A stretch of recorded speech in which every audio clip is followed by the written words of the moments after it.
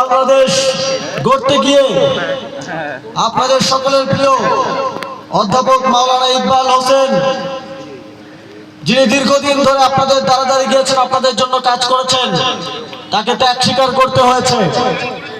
আরো 9টি দলের যারা প্রার্থী ছিলেন সকলকে ত্যাগ স্বীকার করতে হয়েছে। সারা দেশে শত শত প্রার্থীকে ত্যাগ স্বীকার করে এক কাতারে এসে দাঁড়াতে হয়েছে। সবাই ত্যাগ স্বীকার করেছে। এই সামনে যারা আছেন আপনাদের জন্য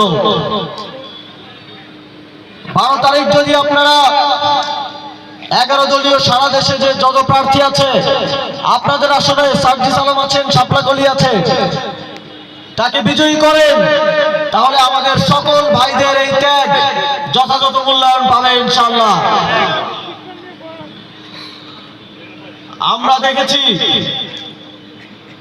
আমরা দেখি এই দেশে গত 54 বছর ধরে শুধু কমিশনারের ছেলে কমিশনার হয়, চেয়ারম্যানের ছেলে চেয়ারম্যান হয়, এমপির মন্ত্রীর ছেলে এমপি মন্ত্রী হয়, প্রধানমন্ত্রীর ছেলে মেয়ে প্রধানমন্ত্রী হয়। আপনারা কি চান না একদিন এমন সময় আসবে যেদিন আপনার কোন সন্তান এমপি হবে? নাকি সারা জীবন যার বাপ এমপি ছিল সেই এমপি হবে, যে এমপি হবে তার ছেলেই এমপি হবে, এমনটাই চলতে থাকবে?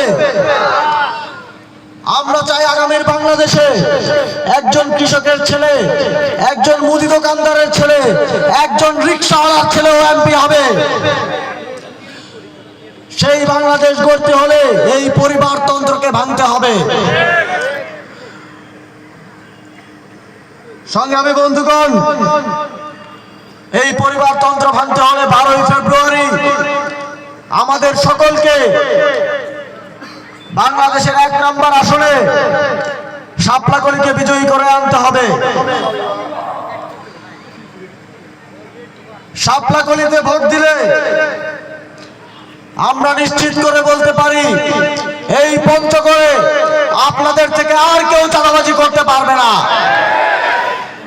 শাপলাকলিতে ভোট দিলে এই পঞ্চগড়ের কাউকে ঘুষ দিয়ে মামা চাচার পরিচয়ে আর চাকরি পেতে হবে না।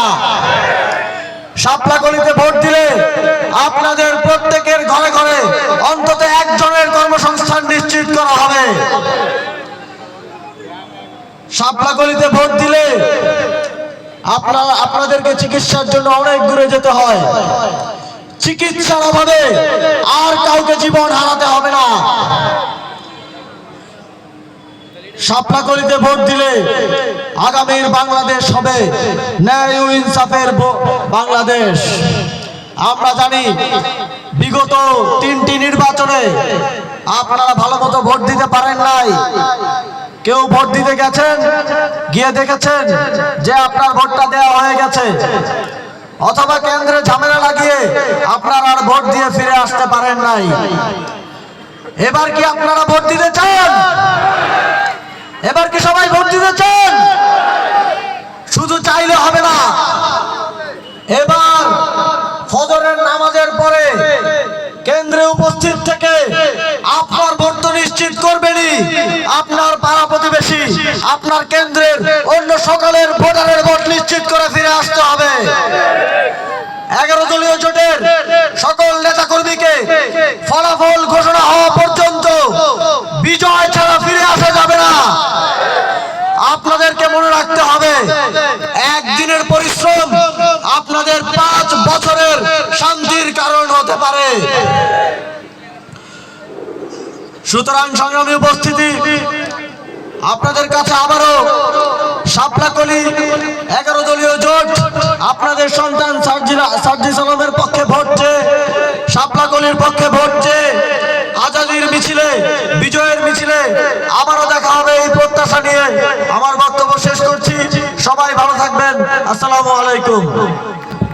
আজান হচ্ছে, আপনারা একটু ধৈর্য ধরে বসুন। আজান হচ্ছে,